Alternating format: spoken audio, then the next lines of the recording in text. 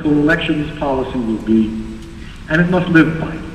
Once it adopts that policy through its incorporation documents and its mission statement, it cannot sell off, especially art, and we'll turn to other kinds of museums in a minute, but it can't sell off art for purposes other than buying more art.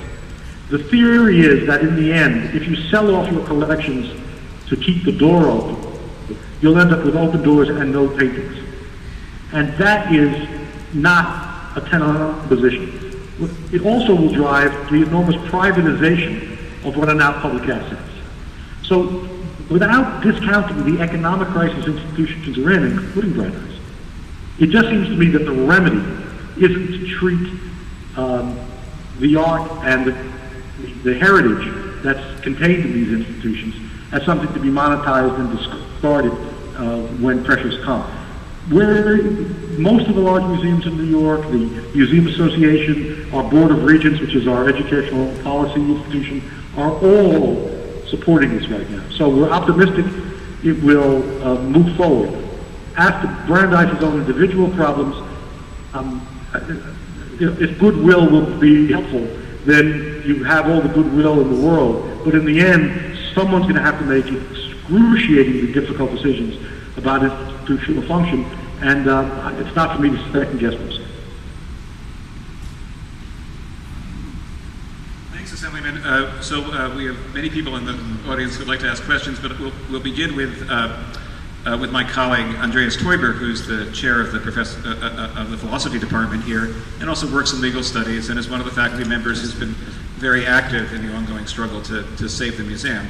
I should also mention that we have in the audience members of the Rose Board of Overseers. We have members of the Rose family. We have Lois Foster, and many students as well, along with museum staff that have been involved in the struggle. And we also have attorneys who are active in the field of art law who will be speaking in a few minutes. But Andreas, would you care to sort of pose the first question and start our conversation? Yes, I just wanted to ask, I think it's a question largely on behalf of students, and it's something you're addressing with the bill, which is, to whom does the art belong? You've given an answer to this question, but there are property laws already in existence, and how might the bill that you've drafted work with and in conjunction with and override those pre-existing property arrangements? Well, I wouldn't say we're overriding them, we're ignoring them. And we're looking at the function of the not-for-profit institution, which we have jurisdiction over. The narrow question, that is to say, does the Rose Board itself have title? Does the university have title? Does the Metropolitan Museum have title? Are there subsidiaries in which title can be vested?